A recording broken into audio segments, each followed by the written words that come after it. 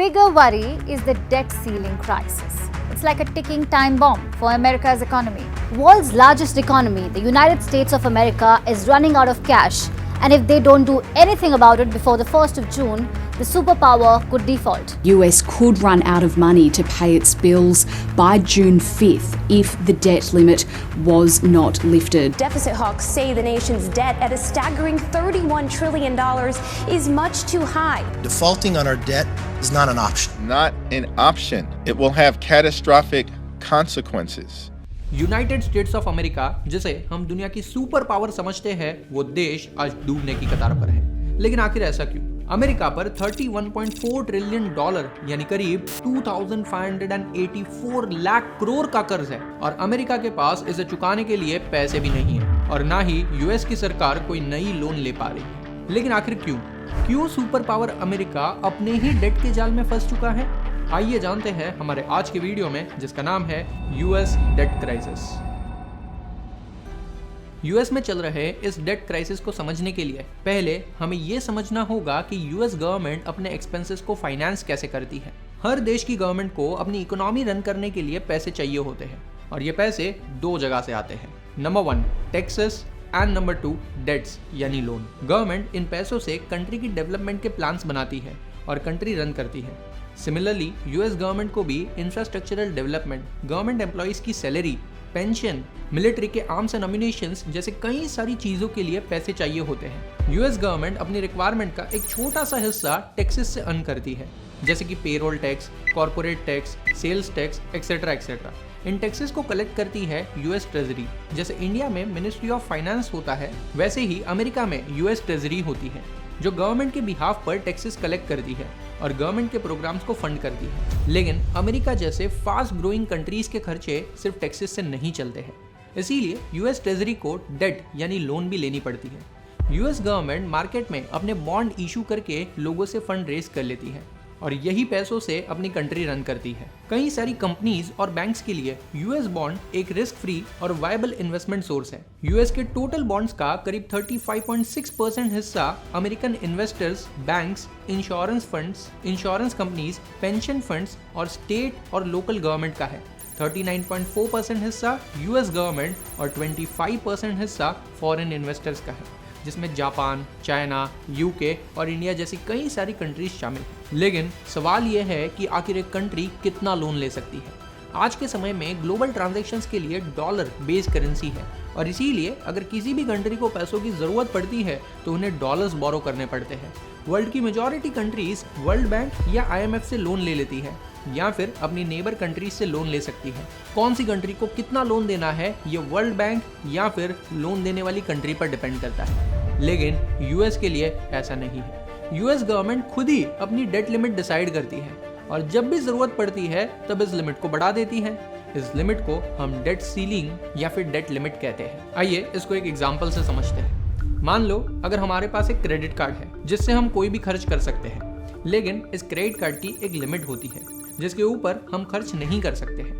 Generally ये limit card issue करने वाली कंपनी या फिर बैंक डिसाइड करती है बेस्ड ऑन आवर इनकम। अब अगर हमें इस लिमिट से ज्यादा पैसे खर्च करने हैं तो हमें बैंक से इस क्रेडिट लिमिट को रेज करवाने का अप्रूवल लेना पड़ता है। ठीक इसी तरह यूएस में भी एक डेट लिमिट है जो यूएस की पार्लियामेंट अप्रूव करती है। वर्ल्ड वॉर 1 के पहले जब भी यूएस गवर्नमेंट को बोरोइंग करनी होती थी तब उसे यूएस पार्लियामेंट का अप्रूवल लेना पड़ता था। लेकिन ये बहुत ही लेंथी प्रोसेस है और इसी प्रोसेस को खत्म करने के लिए 1917 में बोरोइंग यानी डेट की एक लिमिट डिसाइड कर दी गई, यानी कि एक अमाउंट सेट कर दिया गया जिसके ऊपर यूएस गवर्नमेंट उधार नहीं ले सकती है। जैसे इंडिया में पार्लियामेंट है और पार्लियामेंट के 2 हाउसेस होते हैं, लोकसभा और राज्यसभा, वैसे ही यूएस के पार्लियामेंट को कांग्रेस कहते हैं, जिसमें 2 हाउसेस है, सेनेट यानी upper house and house of representatives यानी लोअर हाउस। जब भी यूएस गवर्नमेंट के खर्चे बढ़ जाते हैं और डेट लिमिट हिट होती है तब यूएस ट्रेजरी को ये डेट लिमिट रेज करने के लिए कांग्रेस यानी यूएस की पार्लियामेंट का अप्रूवल लेना पड़ता है। यानी यूएस गवर्नमेंट पहले डिसाइड करती है कि वो साल भर में 100 रुपए खर्च करेगी और जब 100 रुपए कम पड़ जाते हैं तो वो पार्लियामेंट से ये लिमिट को बढ़ा लेती है और 150 रुपए कर लेती है। 1981 से लेकर आज तक ये डेट सीलिंग को करीब 42 टाइम्स रेज किया गया है। डोनाल्ड ट्रंप जो कि रिपब्लिकन पार्टी से है, उन्होंने अपने टर्म में इस डेट सीलिंग को 2 बार रेज किया था। जब तक डोनाल्ड ट्रंप प्रेसिडेंट थे तब तक ये सीलिंग लिमिट 27 ट्रिलियन डॉलर्स की थी। बराक ओबामा ने भी अपने प्रेसिडेंशियल टर्म में इस डेट सीलिंग को 7 बार रेज किया था। फाइनली दिसंबर 2021 में ये डेट सीलिंग 31.4 ट्रिलियन डिसाइड की गई थी, लेकिन जनवरी 2023 तक जॉय बिडेन की प्रेसिडेंसी में ये debt limit already 31.38 trillion dollars तक हिट हो चुकी है।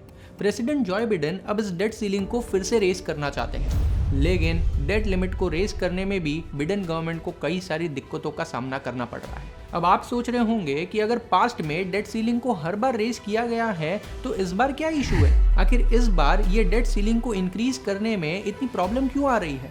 वेल, इसका सबसे बड़ा रीजन है यूएस में चल रहे पॉलिटिकल इश्यूज। जैसे इंडिया में हर साल रूलिंग पार्टी को पार्लियामेंट में बजट पेश करना होता है और पार्लियामेंट में बिल पास करवाना पड़ता है। उसी तरह यूएस गवर्नमेंट को भी यूएस की पार्लियामेंट यानी कांग्रेस में बिल पास करवाना पड़ता है। पार्लियामेंट के अप्रूवल के बिना यूएस की सरकार इस डेट सीलिंग को रेज नहीं कर सकती। इस वक्त US president Joy Biden democratic party से बिलोंग करते हैं और अपोजिशन में रिपब्लिकन पार्टी है। अभी हाल ही में यूएस में मिड टर्म इलेक्शन हुए थे, जहां हाउस ऑफ रिप्रेजेंटेटिव्स यानी कि यूएस की लोअर हाउस में रिपब्लिकन पार्टी की 222 सीट के साथ मेजॉरिटी हो चुकी है और डेमोक्रेटिक पार्टी 212 सीटों के साथ माइनॉरिटी में आ चुकी है। अब प्रॉब्लम यह है कि रिपब्लिकन पार्टी इस वक्त इस सीलिंग लिमिट को रेज करने के खिलाफ है। रिपब्लिकन पार्टी की शर्त यह है कि अगर US government ceiling limit raise करना चाहती है तो उसे अपने खर्चे कम करने होंगे, लेकिन यूएस के प्रेसिडेंट जॉय बिडेन को यह शर्त मंजूर नहीं, क्योंकि अगर बिडेन गवर्नमेंट ने पब्लिक वेलफेयर के खर्चों को कम कर दिया तो अगली बार इस सरकार को कोई वोट नहीं देगा। लेकिन यूएस के फाइनेंस मिनिस्टर जेनेट येलन का कहना है कि डेट सीलिंग को रेज करने के अलावा यूएस गवर्नमेंट के पास और कोई रास्ता नहीं है।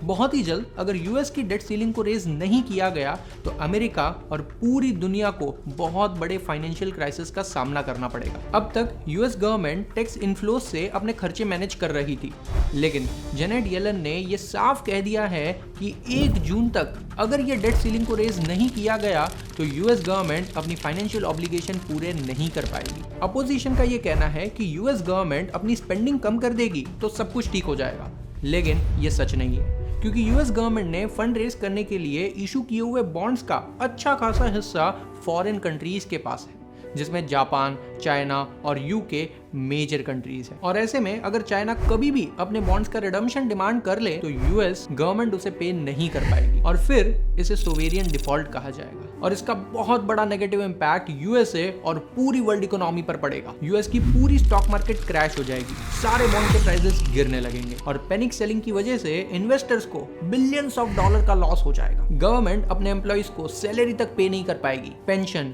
सोशल सिक्योरिटी, मेडिकल जैसे कई सारे बेनिफिट्स लोगों को मिलना बंद हो जाएंगे। इसके अलावा इकोनॉमी में इन्फ्लेशन बहुत तेजी से बढ़ने लगेगा और सिर्फ इतना ही नहीं, अमेरिकन और ग्लोबल इन्वेस्टर्स का भरोसा यूएसए और यूएसए की गवर्नमेंट के ऊपर से टोटली उठ जाएगा। इसके बाद शायद ही कोई इन्वेस्टर यूएस की मार्केट में पैसे इन्वेस्ट करने के लिए रेडी होगा। सो फाइनली इस प्रॉब्लम का सोल्यूशन क्या है? ये डेट क्राइसिस एक फाइनेंशियल क्राइसिस से ज्यादा एक पॉलिटिकल क्राइसिस है। यूएस की दोनों leading political parties Republican and democratic party इस वक्त किसी भी मिडिल ग्राउंड पर आने के लिए तैयार नहीं है। इस डेट क्राइसिस से बचने का यूएस गवर्नमेंट के पास सिर्फ एक ही उपाय है, डेट सीलिंग को रेज करना, वरना इस बार भी इन पॉलिटिकल लीडर्स के पॉलिटिकल इश्यूज की वजह से आम जनता को तकलीफ का सामना करना पड़ेगा। इस बार अगर दोनों पार्टीज नेगोशिएट नहीं कर पाती है और डेट सीलिंग रेज नहीं होती है तो फिर गवर्नमेंट को एक्स्ट्रा ऑर्डिनरी मेजर्स लेने पड़ सकते हैं। यूएस के प्रेसिडेंट जॉय बिडेन को 14th अमेंडमेंट का सहारा लेना पड़ेगा, जो प्रेसिडेंट को डेट सीलिंग रेज करने का राइट देती है, लेकिन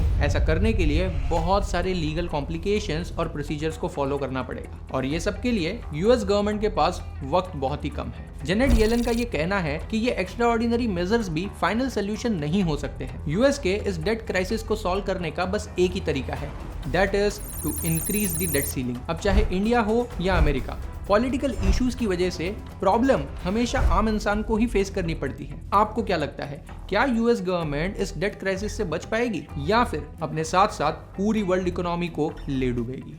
अपना आंसर हमें कमेंट सेक्शन में जरूर बताएं। वैसे मुझे पर्सनली लगता है कि यूएस की दोनों पॉलिटिकल पार्टीज कहीं ना कहीं नेगोशिएट कर ही लेगी एंड फाइनली यूएस की इस डेट सीलिंग को बढ़ाया ही जाएगा। वैसे में गवर्नमेंट और भी ज्यादा फंड रेज करेगी और बहुत सारी नई इन्वेस्टमेंट एवेन्यूज ओपन होंगी। ऐसे टाइम में ज़्यादातर देखा गया है कि स्मॉल कैप कंपनीज के पास ज़्यादा फंड आ पाते हैं। इंडिया के लिए फ़ायदा ये होगा कि यूएस के लोगों की स्पेंडिंग हैबिट बढ़ने लगेगी, क्योंकि पूरी यूएस में पैसा आएगा। जो गुड्स इंडिया यूएस में एक्सपोर्ट करता है उसकी सेल्स बढ़ने लगेगी। तो दोस्तों, अगर आप इस यूएस डेट क्राइसिस से पैसे कमाना चाहते हो तो आपको इंडिया की ऐसी कंपनीज में पैसे लगाने चाहिए जो अपने गुड्स यूएस को एक्सपोर्ट करते हैं, ताकि जब भी ये यूएस डेट क्राइसिस का मामला सॉल्व हो जाए तब ऐसी कंपनीज को सबसे ज़्यादा फायदा हो सके। अगर वीडियो पसंद आई हो तो इसे लाइक करें और ज़्यादा से ज़्यादा लोगों तक शेयर करें, और ऐसे ही इंटरेस्टिंग वीडियोस के लिए हमारे चैनल को सब्सक्राइब करें। जय हिंद।